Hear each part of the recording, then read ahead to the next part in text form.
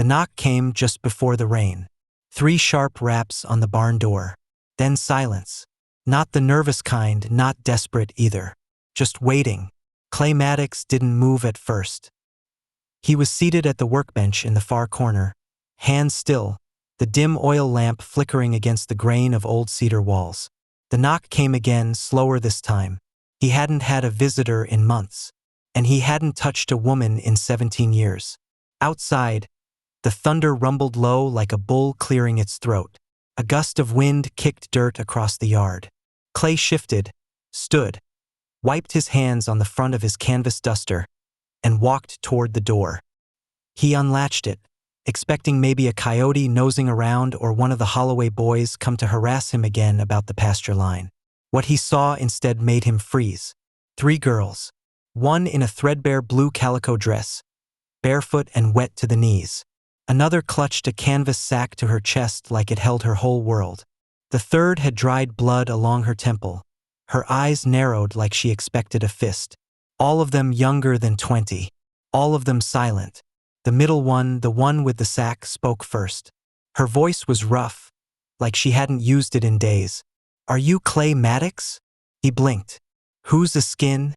She didn't answer, just took a shaky breath and looked him square in the eye.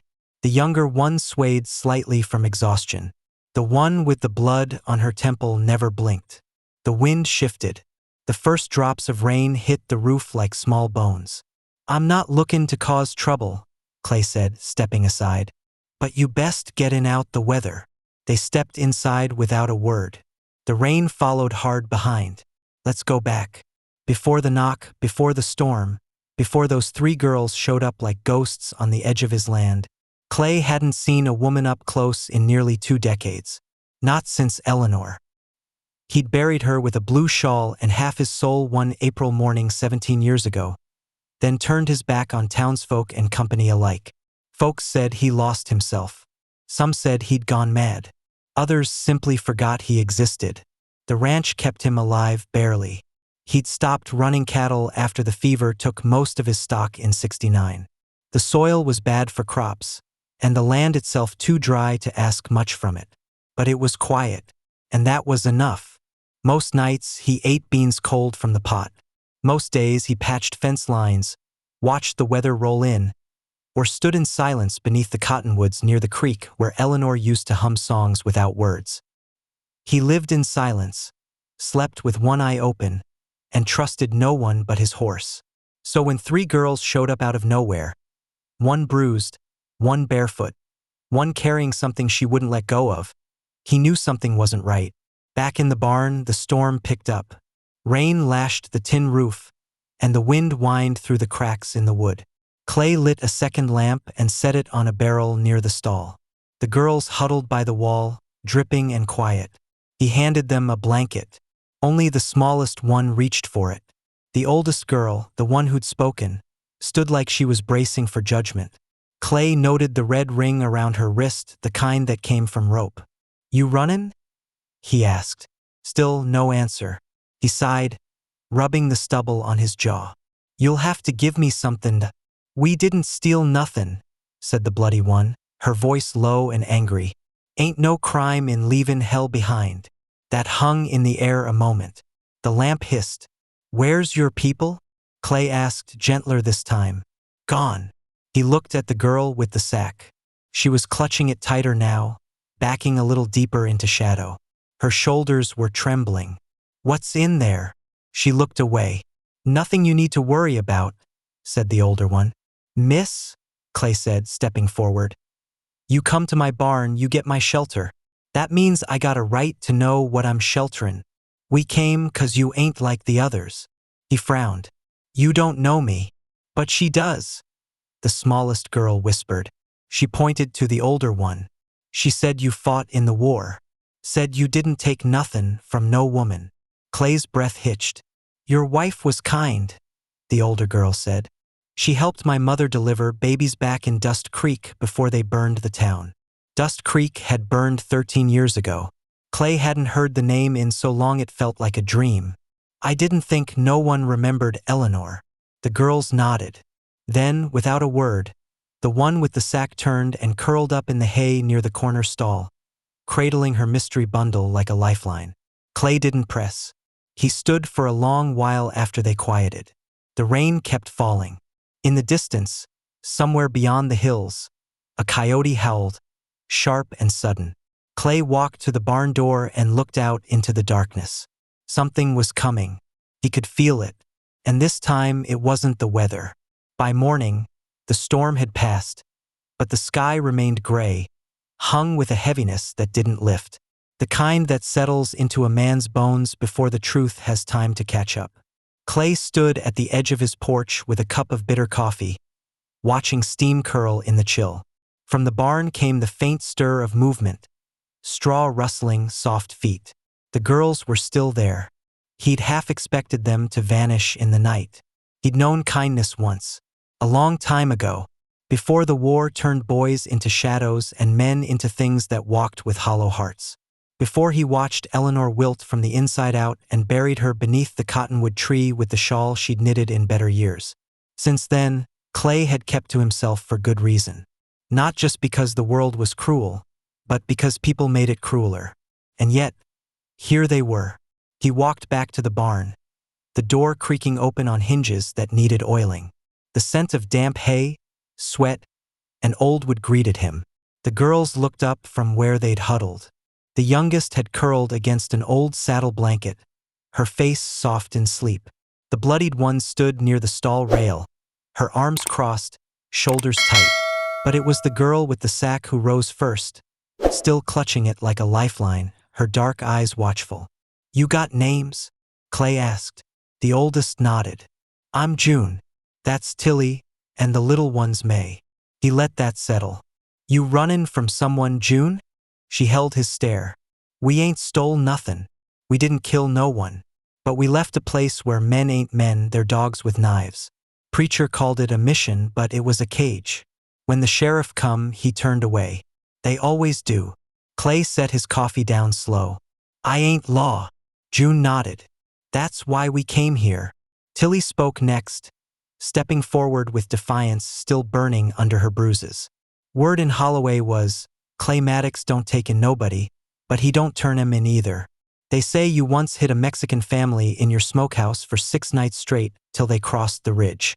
"I did." "Then you're the only one who might listen."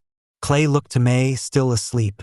Her cheeks were sunken, her little fingers curled tight around the edge of the blanket. "What's in the sack?" he asked again, softer now. June's jaw tightened.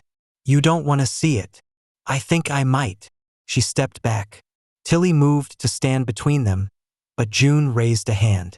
Then, slowly, with shaking fingers, she opened the sack just enough for Clay to glimpse what lay inside. A tiny wrapped bundle. Pale still. A baby. Or what had been. Clay's breath caught. The smell of death was faint, but it was there, clinging to the cloth like smoke. "She didn't make it," June said, voice cracking for the first time. "May's baby. Born too soon. Out in the hills. We tried everything, but there was no help. No midwife, no doctor. No water that didn't taste like iron." They stood in silence. The barn creaked in the wind. "She won't let us bury her," Tilly whispered. "Keeps thinkin' she's just sleepin'. We didn't know where else to go." Clay felt something uncoil in his chest. Something old and dangerous. A memory of Eleanor's belly round with promise. A baby that never cried. A grave he dug alone. "You're stayin' here for now," he said at last. "You can clean up in the trough. There's cornbread inside, dried apples. I'll bring 'em." June blinked. "You don't even know us." "No," he said. "But I know men like the ones you ran from." Later that afternoon, word got out. It didn't take much. 3 strange girls seen through the barn slats. Clay walking to town for flour. The whispers already curling like smoke down Main Street. Old man Purdy saw them first. He leaned over his cane at the post office and muttered something to the Holloway brothers. By sundown, it was all over town. Maddox had taken in some wild girls and was harboring trouble again. At the general store, someone laughed. Maybe he's finally found himself a new wife. 3 of 'em at once. Or maybe he's just gone loco from all that isolation. But not everyone was laughing. Sheriff Ed Waller, a man who wore the badge like a branding iron, tapped ash from his cigar and looked toward the western hills. "I ain't lettin' another Holloway girl go missin' without a skin questions," he said. "They weren't from Holloway," someone muttered. "Don't care," Waller said, voice flat. "They ain't from here, and that makes them someone's problem." By nightfall, a meeting was called at the chapel. The preacher, the banker, the Holloway boys. Clay knew it was coming before he even saw the light from town bouncing on the ridge. He stood on his porch with a rifle across his lap, watching shadows flicker near the horizon. He didn't tell the girls. They were inside now, Tilly washing cuts with rainwater, June whispering to May about morning and hope and peace. He hadn't touched a woman in 17 years. And now he was housing 3 who had every reason to run from every man they'd ever met. He took a deep breath and let the weight of what was coming settle into his bones. They weren't going to be safe much longer. Not unless he made a choice. And by the look of the sky, that choice was coming fast. The first sign wasn't the lanterns. It was the silence. Late that night, when the girls had finally drifted into a thin, anxious sleep inside the main house, Clay sat alone on the porch, the rifle across his lap more for comfort than show. He hadn't lit a lamp. He wanted his eyes adjusted, ready. There wasn't even a cricket to break the still. Just that cold hush the land took on when men were out with bad thoughts. The air hung thick and waiting. Then he saw it, 3 lights bobbing at the tree line, slow and deliberate. 2 spread out for a neighbor, 2 organized for travelers. Clay stood, stepped inside, and loaded the Henry rifle with practiced fingers. Tilly sat upright at the sound, reaching for the fire poker without thinking. June blinked awake, already alert. "They're here," Clay said. May didn't move. She was curled around the tiny bundle again, whispering to it like it could still hear. Her lips were cracked, dry. "How many?" June asked. "Don't know yet. 3 lights. Could be 5 or 6. Maybe more." Tilly moved toward the door, fire still flickering behind her eyes. "Let me go out there. I'll tell 'em we ain't done nothin' wrong." "They don't care what you done," Clay said. "They only care that you ran." From the ridge, the voices began. Low at first, murmurs of men, boots crunching dry dirt, spurs clicking like distant thunder. Then a call, "Maddox, you awake?" It was Sheriff Waller. His voice was flat but carried. June stiffened. "He's the one who ignored Mama's screams. Back at the mission. Said she probably earned what she got." Clay stepped out onto the porch, rifle still in hand. "I'm awake. You got something don't belong to you. I've got guests." A pause. Then, "You're harboring fugitives, Clay. Now I don't want this to go sideways. Send 'em out and we'll talk civil." Clay spat in the dirt. "You always talk civil with a rope in your hand?" Another pause. Then footsteps measured, slow. A group of 5 came into view, framed by the dying moonlight. Waller, 2 of the Holloway boys, and a pair of men Clay didn't recognize but who carried that familiar look. Restless eyes and calloused hands aching for permission. "They hurt anyone?" Clay called out. "They ran." "That's enough." "That ain't what I asked. You know how this works, Maddox. People like that don't get to vanish. Preacher says they were part of a commune. Broke off from God. You know what that makes 'em in the eyes of the law. I've seen the eyes of the law. They look a lot like wolves." Waller's expression darkened. "You tunnin' against your own?" Clay didn't answer. One of the Holloway boys stepped forward. "He's always been soft. Hid Mexicans. Fought for the wrong side. Should have run him out years ago." "Funny," Clay muttered. "I remember your pa crying like a baby when I dragged him out of the canyon after he got snake bit." The boy's face twisted, but Waller held up a hand. "This don't have to end messy." June stepped out onto the porch beside Clay. Barefoot, chin high, blood still caked in her hair. She didn't speak. That was worse somehow. Waller saw her and blinked. For a brief moment, something flickered in his eyes. Uncertainty. Then it hardened again. "You got till sunup," he said. "After that, we come in." "You come in," Clay replied.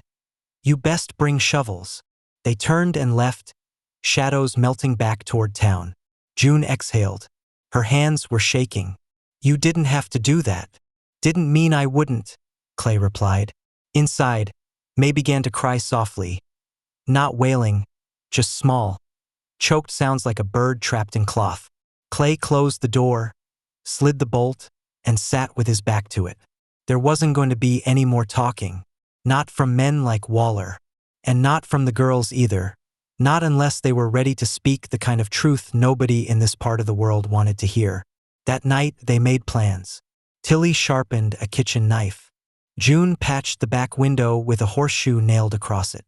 Clay laid out 2 rifles and checked the shot. But all of them knew it wouldn't matter if the mob came in full. There wasn't enough wood or iron in the world to stop that kind of fear once it took hold. So Clay did the only thing he could. He waited.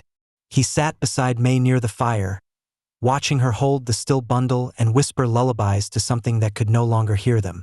He didn't say anything, just listened. When the fire popped and May looked up at him through swollen eyes, she said, "Do you think God wanted her to die?" Clay swallowed. "I don't think God had anything to do with that place you came from, or what they did to you." She nodded slowly. Outside, somewhere near the tree line, an owl called once. Then silence again. The kind of silence that meant morning would not bring peace. Only choices, and likely blood.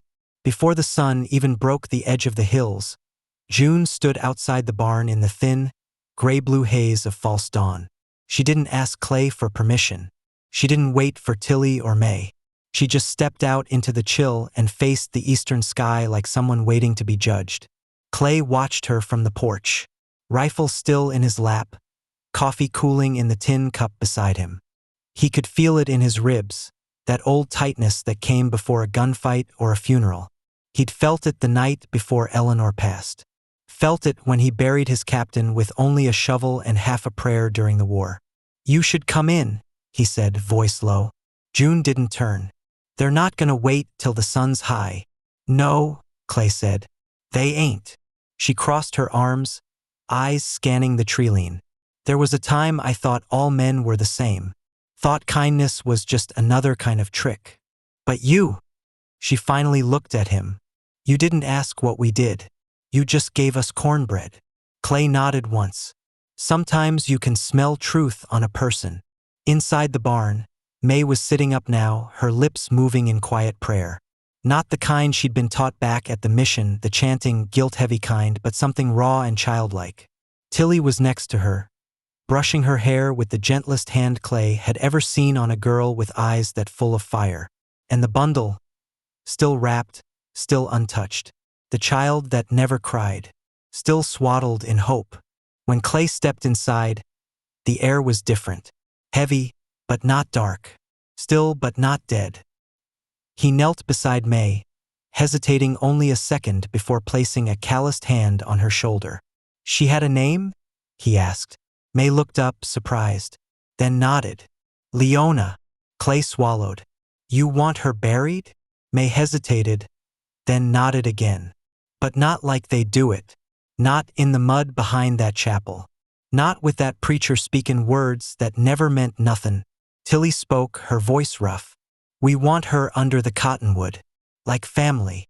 Clay nodded. "Then that's where she'll go." June and Tilly helped dig the grave. Clay fetched Eleanor's old quilt from the trunk inside, sun-faded and worn, but warm. Together, they laid Leona's small body into the earth wrapped in that quilt, with petals from the yellow wildflowers May had gathered. No one prayed out loud. But when May dropped the first handful of soil, she whispered, "I'm sorry." Clay closed his eyes. June placed a flat stone at the head, then stepped back. As the wind stirred the branches, something shifted in the air. Not dramatic, not mystical, just quieter. Like the earth had acknowledged the loss, and the girls, and the rancher who hadn't asked for any of it but stayed anyway. They returned to the house and sat together in silence. No one needed to talk. The language between them had become glances, gestures, the way one hand held another without asking. When the sun finally crested the hills, It wasn't warmth that arrived, but motion. Dust in the distance. Horses. Clay saw them before anyone else and stood. "They're comin' da." June stood beside him. "We stayin'?" "You can run," he said. "Still time." "We're tired of runnin'." The riders came slow but sure. Sheriff Waller up front, 6 men behind him. All armed. All grim. They didn't dismount. Waller called out, "We gave you a chance, Maddox." "You gave me a warning," Clay said. "And I waited." He stepped forward, alone. "You can turn around now. Ain't nothin' here for you but truth, and maybe a little shame." Waller scowled. "Don't talk in riddles. Where are the girls?" June stepped out behind Clay, then Tilly, then May, smaller than ever but standing. The men shifted in their saddles. "She buried her child this morning," Clay said. "Right out there by the cottonwood." Waller opened his mouth, then closed it. "She never did nothin' but survive," June said. "You let monsters lock us in sheds and call it holy. You didn't come when we begged. But this man opened his door without a skin a thing." Tilly stepped forward, chin raised. "You ever ask what happens in that mission house at night? Or you just like the preacher's stories too much to look?" Silence from the riders. Then May, her voice cracking, "If you still think we're the danger, you go ahead and shoot me now. But you're gonna have to do it looking me in the eyes." None of them moved. Clay stepped forward again. "We done here." Waller looked away first. He tugged his reins, turned his horse slow. The others followed. Not a word spoken. But that was all they needed. The dust lifted again, this time trailing off in retreat. And the wind returned, not cold, not cruel, but clear. As they watched the riders disappear over the hill, June whispered, "You reckon they'll come back?"